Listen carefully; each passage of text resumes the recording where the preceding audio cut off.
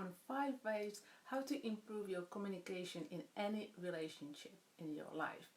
Hey again, my name is Veronica Durham. I am life coach and relationship coach. So let's get straight into that. So my 5 ways how you can improve the communication in any of your relationship are: give up your expectation, start listening, be clear, and stop waiting, and call, and then we will talk about calling, having conversation over emails and texting. So let's just dive in straight away to the give up your expectations. And it is really hard thing for some people to do, because when you are going to a conversation and you planning it ahead in your head, so how many times it happened to you, you having that conversation in your head like 5 times before you even have that conversations. So you're basically going to to having a chat with either your boss or your partner or your family members. You're going and you have a plan, you have expectations, you have a certain you're expecting certain reactions from people, or you're going to the to a conversation and you want an outcome. That's something what, like, you already have the goal set for the conversation. That how many times happened to you, that the conversation didn't go the way you wanted it, so that's why I always go to a conversation with a clear head, and I will talk about it later on when I talk about about the other way to be clear and present. So let's come back to the certain reactions. So when you're expecting certain reactions from other people, it may happen that you kind of leading the conversation, or you are in charge, and you're trying to twist things around to get the reaction you're looking for. So either it's you're going and you're having expectation of having a lovely evening with your husband or wife, or your partner, and you have that certain reaction that you're gonna go and you're gonna talk nice or about something, how was your day, and you have that expectation about I love you, or I'm so sorry that you had a terrible day, and you're expecting the partner to feel either sorry for you, or be in charge for once in a while, or just tell you off maybe sometimes, and you just go and you're having the expectations of the reactions, and most of the time you don't get that. So first, obviously, you are disappointed, and then second, you're gonna push more, or you're gonna start making the person wrong, or you're just gonna be really upset that things didn't go your way. So that's why I always recommend people give up your expectations when you go to have a even serious conversation with your boss. Let's say you want to ask for a promotion, and your boss is like, no, I'm sorry, I don't have a time, or no, you're not getting it right now, or come back next week. And you will be very disappointed, and then it can actually reflect your actions you are taking right after, which means you can go to arguments, you can decide that suddenly you're gonna quit, or you make other silly decisions which you would normally don't do. So again, if you're going to the conversation with expectations of certain reactions, outcome, or even having a plan, that's something what you should stop doing.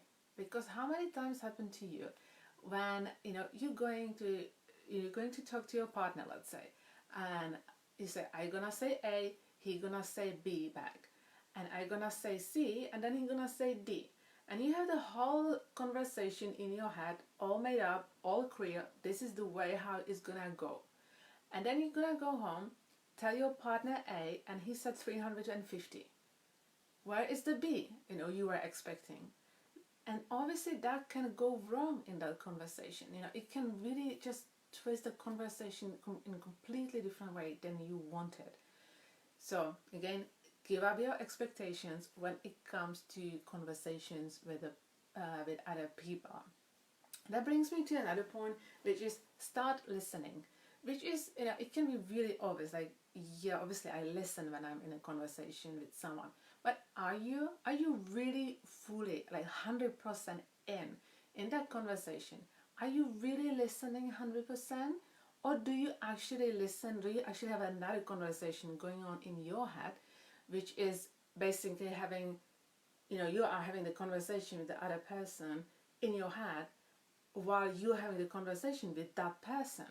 You know, how often are you doing it? I'm pretty sure your inside voice is always on.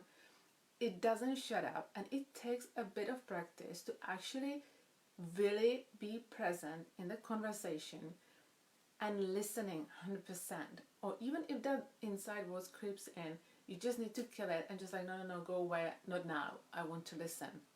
Because what can happen when you're listening your inside voice, it always comes, from the past. It can come from the anger or anxiety based on the past experience with that person. So you already, how many times happen like, oh, I exactly know what's going on now, I exactly know what he or she is going to say right now.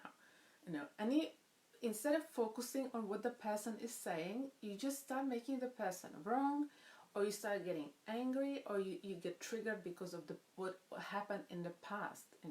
Especially when you have the same conversation all over again with that person, and you just like, you can't make it, any sort of decisions, or you can't make that conversation go away, and it's the annoying one, the one which is really just making your life miserable, and you have it all over again, sometimes every day.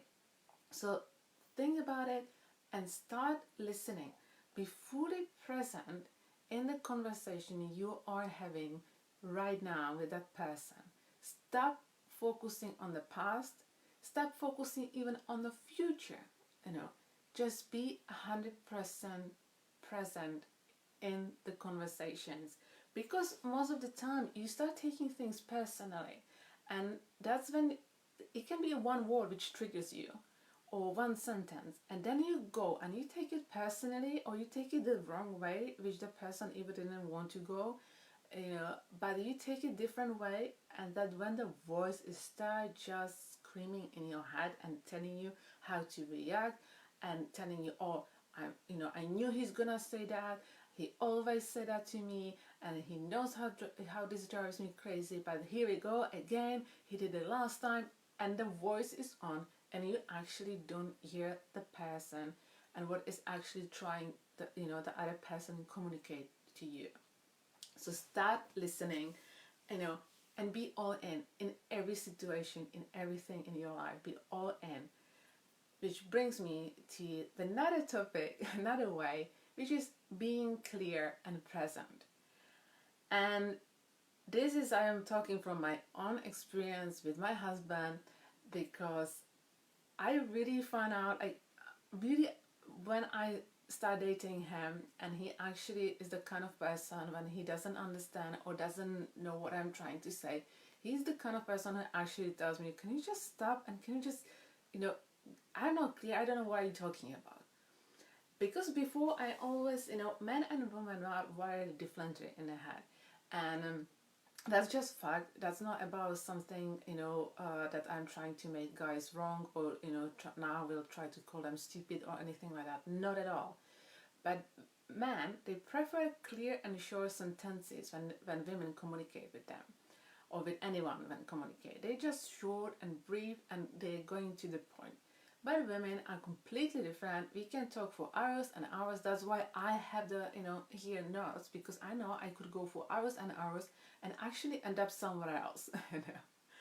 So that's just how it works. That's how it is, and you're not gonna change it. The only thing you can change about, being clear and have that clarity in a conversation with your partner, or with, opposite sex, it's learning how to communicate with them. So now I had to learn that if there's something important I want to communicate to my husband, I am crystal clear, and sometimes even that doesn't help, but that's maybe because he doesn't listen. Hey, so I have to be really clear and making sure sentences for him, so he knows what's going on and what I want from him. Especially when we're planning trips, or when we're going away, or is the house thing going on.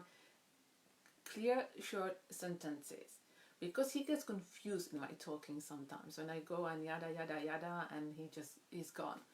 And that's something what I think men and women should learn. I think women should learn about, how to shorten the sentences, or make sure that they understood what you just said. And men should really start asking to, for the clarity, and get these questions like, hey, I just got lost in what you were saying, I'm sorry, I just switched off. And just, to keep the attention going on in that conversation. It is important, it's how it is. And there are so many examples how it is. Let's say, in terms of gossips, or when, someone break up with somebody, and they are friends, and girls come home, and she has all this story about who broke up with who, why, when, how did it go. And if that happened to, to best friend of the guy, and he comes home and says, oh, my best friend broke up, I would start asking what happened, when, how, all these questions. And guy is like, well, I don't know, they just broke up. And that's just how they are, how they communicate with themselves. And that's something what women should start understanding more, that to get what you want, in a way, you should be really clear with your partner. And if you see him that he's lost a little bit, or he's not present in that conversation, bring him back, pull him again into the conversation. And with the clarity and the present, if you go into the conversation, always make sure that you know what is your intention of the conversation. So this applies especially if you want to have some difficult conversation with, again, boss, colleague, or your partner. Know your intention, and not just like, that's not having a plan, but it's intention about, what is my intention, how do I want to show up in the conversation, how do I want to show up for the person.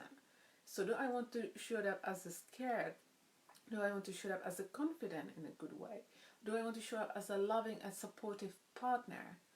So just have a clear vision of what are your intentions, but not expectations, and not having a plan. Intentions like, let's having the loving conversation or great chat with my husband after we had a fight, and you're going with the intention of, get everything clear, and make the peace, or just let's have a good conversation about that. And how do I want to show up in that conversation? I want to be supportive and loving wife. And that will bring me to, that will kind of help me with the listening, and with what I want to try to communicate. If my intention is being a loving and supportive wife, So, and again, it comes to the being present. If you have the intention of being loving and supportive, partner, let's say, that being present in that conversation is being present as a loving and supportive partner, and that will help you with the listening. So if the annoying voice will show up again in your head, you will know that it's something what you need to kill in a way, and you just need to listen to the person in whatever intentions you create for the person. And again, don't focus on the future, don't focus on the past, focus on the present, what is happening right now, what the person is telling you right now. And that brings me to another point, which is stop waiting. And this is one of the things which is so normal, and everybody knows about it. I'm not saying anything new right here now about stop waiting for the right time, right mood, and this is not a new thing. There's no such a thing as the right time or waiting for the right mood. And obviously there are situations which, like, you shouldn't bring certain conversation because it's not just appropriate, or it's a really no good time. If there's family emergency, your boss have a family emergency and going to hospital to see his child, obviously you are not going to go and ask for favor, or for being promoted. Obviously you're gonna wait, but that's something different. That's something different. It's really about being there and go fully for it, again, without having a plan, and just say it. If you aren't happy or you're waiting for your partner, to actually read your mind and figure out what's going on. And especially, oh guys, did you ever hear this, like, or if you don't know what's wrong, you don't know me at all? This is one sentence which I think I used to say that in the past, and then I just realized how stupid it is. How the guy can read your mind, or you did something, he did something, and it came back to the expectation. You had certain expectation, not even in a conversation, but you had a certain expectation. He didn't fill up sorry, he didn't fill up your expectations, and then you're upset. But he didn't know. He had no idea about it, and he comes home all hunky dory, and then you're just gonna wait for him to figure it out that something is wrong by not talking to him, or like, how he's gonna find out? How he's gonna find out what went wrong if he doesn't even know, or he doesn't remember, or he had no idea about it. So again, don't wait for the right time, or even when you guy and you know that your wife is moody, or she's very silent. Now I'm talking the other way around. Just don't wait for her to calm down, or just, oh, let's just wait for tomorrow. Now just ask her, hey, what's going on? I guess I screwed up something, but I have no idea what. So you need to be clear. You need to let's get the thing straight, because I have no idea. So this is just how know waiting for the right time or the right mood helps in the relationships. And if you keep waiting, in conversations for something that a lot of people have this, and even me in the past, that you are again expecting that something, the partner will change, or the person will change the opinion on something, and then you're expecting on to have that expectations of changing the opinion, or a mood or something. Listen, you either accept this is what it is, and your partner is not gonna change, and you are gonna have the same conversation all over again, or you move on. You will not have that annoying conversation ever again, or you figure out how to sort it out. You decide to not decide. So you really either have to accept and shut up, or just figure out a way how to change the conversation, or how to stop trying to fix or change your partner, or how to leading the conversation, or being in charge of the conversation. So, or even waiting, let's say that, waiting for the last word. How many of you love to have the last word in a conversation, especially when it comes to arguments? This is something with so many people waiting for, and they just don't even listen what was going on. They just want to wait, and I'm gonna say the last thing. I'm gonna say the last thing, which is not a great thing. And again, it comes to the listening. It comes to that you don't listen to the person. You just listen to the noise what comes out of the mouth, but you don't listen what they're saying. So stop waiting to have a last word. Stop waiting for the right time, or for so the person to be in the right mood. Just because you already have the clarity, you want to be present in the conversation, to just go for it and have that. Don't planning anything ahead. If you know how do you want to show up in the conversation, if you know that your intentions of the conversation, let's say, is being loving and supportive partner, you don't need to wait for the right time. You have it already, right now. And let's talk about the last point, which is having conversation about the phone, or texting, or emails.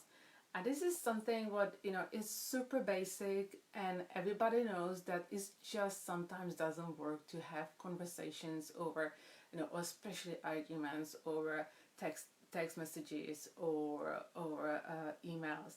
And it applies for like business, that personal life. And we all know it just doesn't work to have the arguments over the phone, but we're still doing it. And This is just one, two tips from me to you is, use the 24-hour rule. So if someone's upsets you, or there's something, weird message from someone's, from your partner or from your family member or your ex or your boss, if you can, just wait for 24 hours, or at least, few hours. Maybe sometimes write down the answer on a piece of paper, and just read it after, another half an hour, and see how, you experience change, and then react to it. Because these things are not private, like emails, that text messages, WhatsApp, anything, any kind of messenger form. They are not private. They can be used against you. I've seen so many times on the social media someone did screenshot of the text messages between a boyfriend and a girlfriend, and they say, oh, look at him, what he said. And and it can be used again if you use that for, your ex-wife or ex-partner can use your angry messaging at a court, or with the lawyers when they talk to lawyers.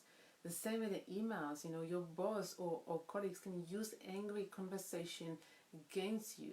So always calm down, because it just doesn't work to have angry or upset conversation on any kind of way which can be monitored. So even a phone calls can be recorded.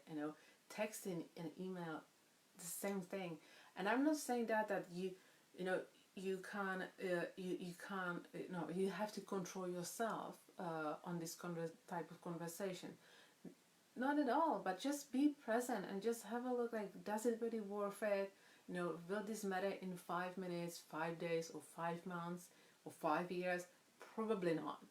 So before you send anything angry, wait for at least half an hour, if not one day, and then just respond to it. Because the other person has the power over you as well. What I mentioned before, that they can hang up on you, they can take the screenshots and use it against you if they can, or if they want, and or they can block you.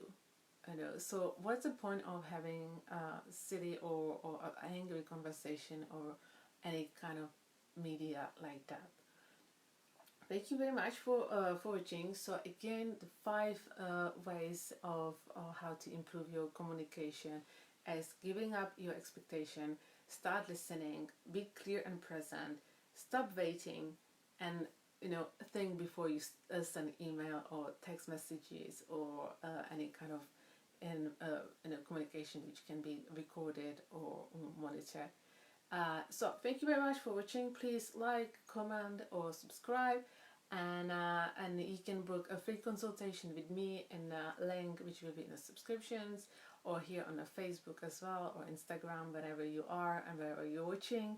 And see you next week. And next week will be more interesting. It's even more interesting. I will talk more about anxiety and how, if it's really the bad thing, on how to deal with it, and how you can get rid of or manage your anxiety.